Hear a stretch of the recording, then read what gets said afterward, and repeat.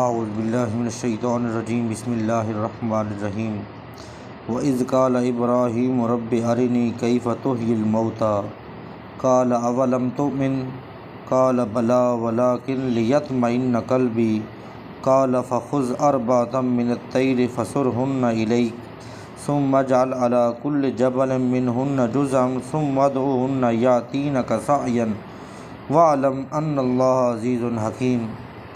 سورہ البقرہ آیت نمبر 260۔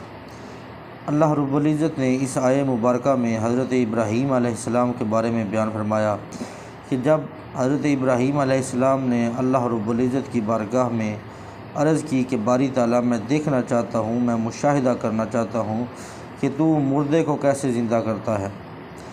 رب کریم نے فرمایا وَإِذْ قَالَ إِبْرَاهِيمُ رَبِّ أَرِنِي كَيْفَ تُحْيِي الْمَوْتَىٰ، کہ اے میرے رب میں یہ دیکھنا چاہتا ہوں کہ تو مردے کو کیسے زندہ کرتا ہے۔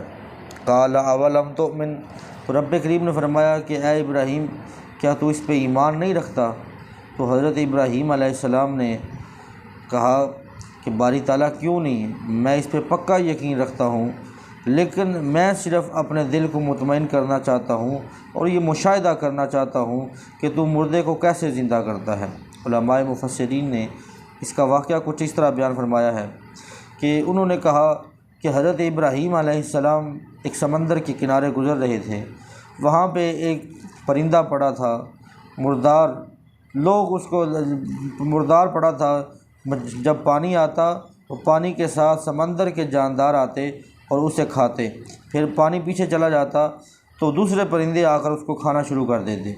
تو حضرت ابراہیم علیہ السلام کے ذہن میں سوال آیا کہ رب تعالیٰ مردے کو جب یہ سارے گوشت انہوں نے کھا لیا ہے، اب رب کریم کیسے زندہ کرے گا دوبارہ؟ تو وہ مشاہدہ کرنے کے لیے، ایمان کے لیے نہیں بلکہ مشاہدہ کرنے کے لیے، کیونکہ اللہ کے نبی کا ایمان پختہ ہے اور وہ معصوم ہوتے ہیں اور بغیر ان کو وہ کوئی غلطی نہیں کر سکتے، تو رب کریم سے انہوں نے کہا کہ میں صرف مشاہدہ کرنا چاہتا ہوں، عین الیقین چاہتا ہوں کہ میں مشاہدہ کروں کہ رب کریم مردے کو کیسے زندہ کرتا ہے۔ فرمایا قال بلا ولکن لیطمئن قلبی، کہ باری تعالیٰ میں ایمان رکھتا ہوں، میرا پکا ایمان ہے، لیکن میں صرف اپنے دل کو مطمئن کرنا چاہتا ہوں۔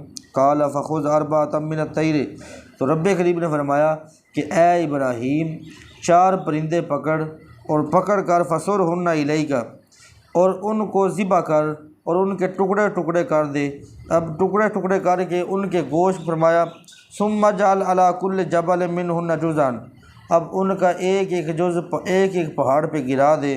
ثم ادعوہن یأتینک سعیا، پھر ان کو بلا اپنی طرف، پھر دیکھنا وہ کیسے دوڑتے ہوئے آتے ہیں۔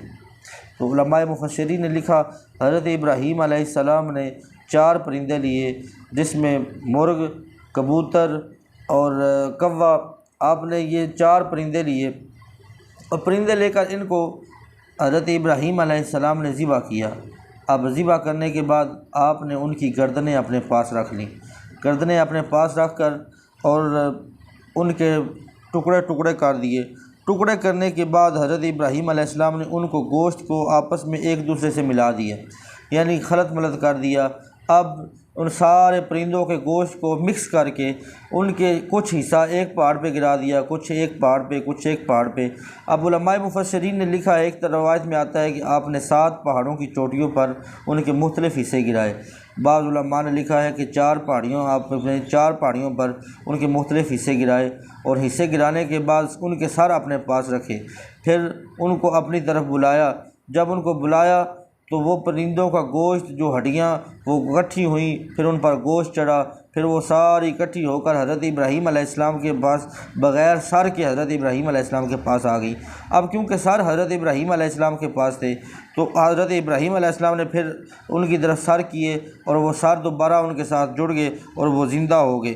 تو رب کریم نے حضرت ابراہیم علیہ السلام کو یہ مشاہدہ کروایا کہ اے میرے خلیل، تو مشاہدہ کرنا چاہتا تھا کہ میں مردوں کو کیسے زندہ کرتا ہوں، تو یہ دیکھ میں نے مردے کو کیسے زندہ کر دیا ہے۔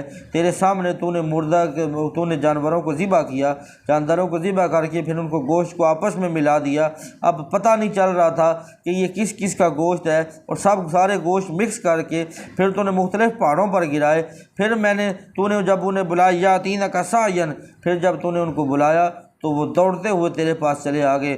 وَاعْلَمْ أَنَّ اللَّهَ عَزِيزٌ حَكِيمٌ، اب جان لے کہ اللہ رب العزت بڑا ہی غالب اور حکمت والا ہے، وہ ہر چیز پر قادر ہے۔ وہ پہلے زندگی بھی عطا کر سکتا ہے، پھر زندگی کے بعد موت، اور موت کے بعد پھر زندگی عطا کرنا اس کے لیے کوئی بڑی بات نہیں ہے، وہ تو ہر چیز پر قادر ہے۔ اللہ رب العزت ہمیں قرآن مجید فرقان حمید کو سمجھنے کی توفیق عطا فرمائے۔